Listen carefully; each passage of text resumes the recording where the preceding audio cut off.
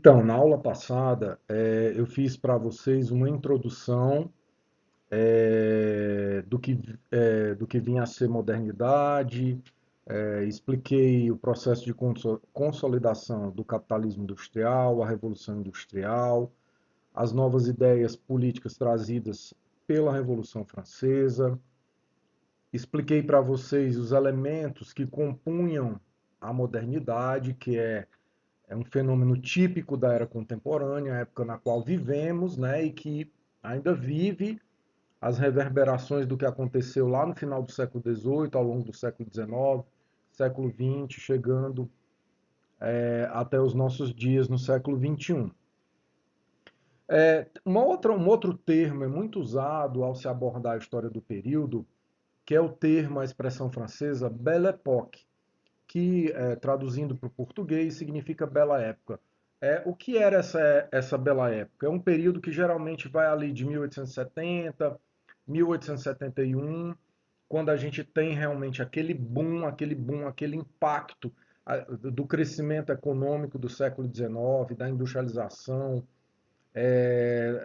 da vida urbana, das novas tecnologias impactando no cotidiano das pessoas, no trabalho, no lazer, etc.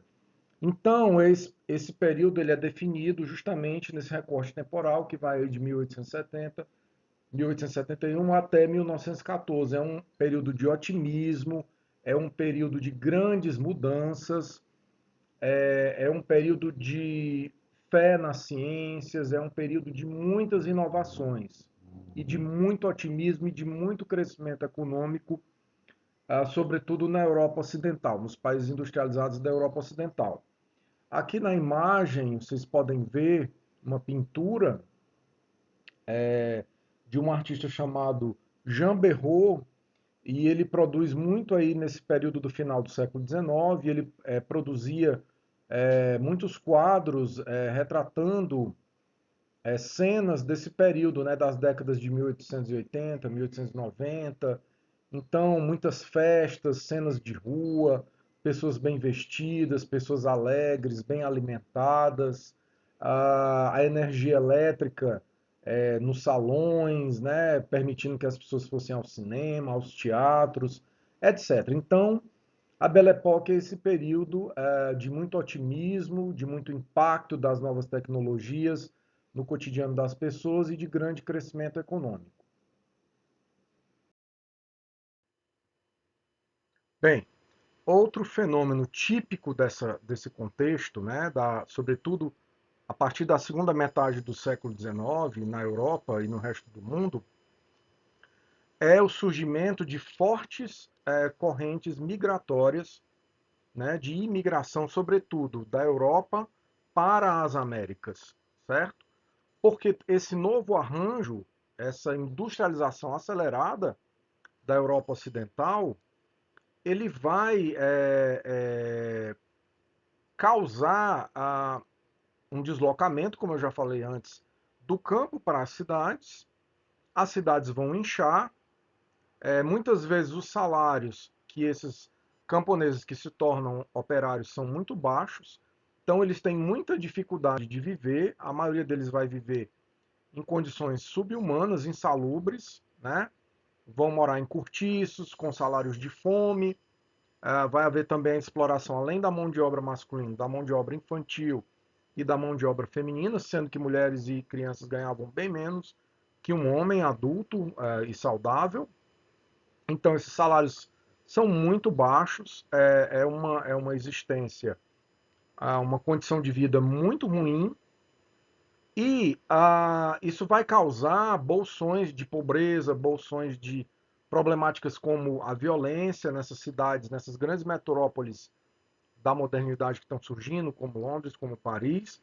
Então, vai haver também um crescimento demográfico extraordinário na Europa Ocidental desse período, sobretudo por conta da própria evolução das ciências, da melhora dos tratamentos, de novas drogas, novos remédios. Também o fato das cidades estarem passando por um saneamento, né, um sistema de esgoto canalizado, um sistema de fornecimento de água, abrindo praças, ruas. Então vai haver toda uma reforma dessas metrópoles, isso vai trazer a extinção de muitas epidemias que eram endêmicas, né, até então na Europa. Então as pessoas vão viver mais, vai haver um aumento populacional e a solução para esses bolsões de pobreza nessas grandes cidades, aumento de violência e prostituição, é o incentivo por parte de muitos governos europeus para que essas pessoas imigrem para as Américas, sobretudo nesse contexto, Estados Unidos, Argentina e Brasil. Então, o século XIX ele é conhecido, né, ele é batizado por muitos historiadores como o século das grandes migrações. Então aqui nós podemos ver uma charge da época, né, do final da segunda metade do século XIX. E o que essa charge nos mostra? A China como uma grande pizza, sendo fatiada e disputada por uma série de países que eram imperialistas naquele contexto, né? O Japão, a França, a Rússia, a Alemanha, a Inglaterra, né? Então, essa charge, ela é inclusive muito usada em questões, em provas, em concursos, porque ela ilustra muito bem, de uma maneira crítica e bem-humorada, o que era um imperialismo que eu já mencionei aqui para vocês. Então, essas potências, eu falei para vocês que o Japão e os Estados Unidos, além de países da Europa Ocidental, também vão se industrializar, passar por um processo muito forte de industrialização ao longo do século XIX, e vão ter práticas imperialistas, né, naquele contexto. Os Estados Unidos eles vão cada vez mais aumentando a sua zona de influência aqui nas Américas.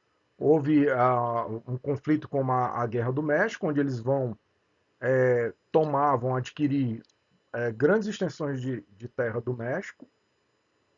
Então eles vão estendendo também a sua influência geopolítica na América Central, na América do Sul.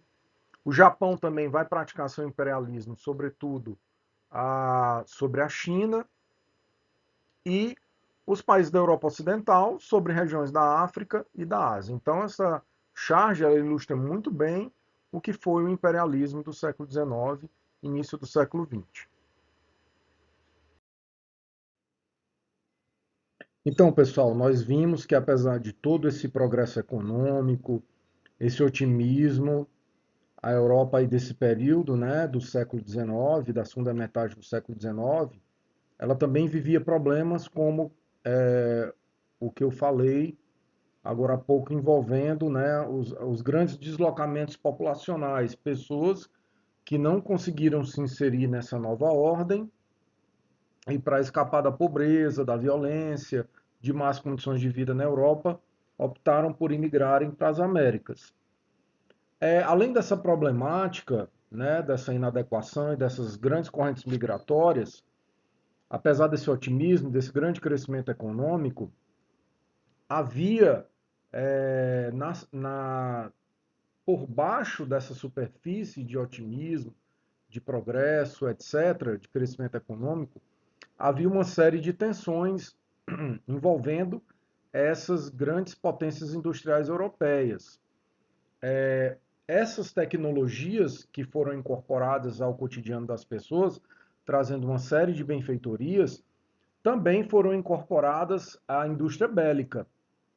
Então, não à toa, nós vamos ter aí logo mais adiante, entre 1914 e 1918, a Primeira Guerra Mundial, nós vamos ver o grande impacto dessa tecnologia ligada aos armamentos utilizados nesse conflito. Então, vão aparecer a metralhadora, os aviões usados como máquina de guerra, armas químicas, gases venenosos, submarinos, os encouraçados, né, os navios de guerra de metal, os encouraçados, canhões de longo alcance, enfim.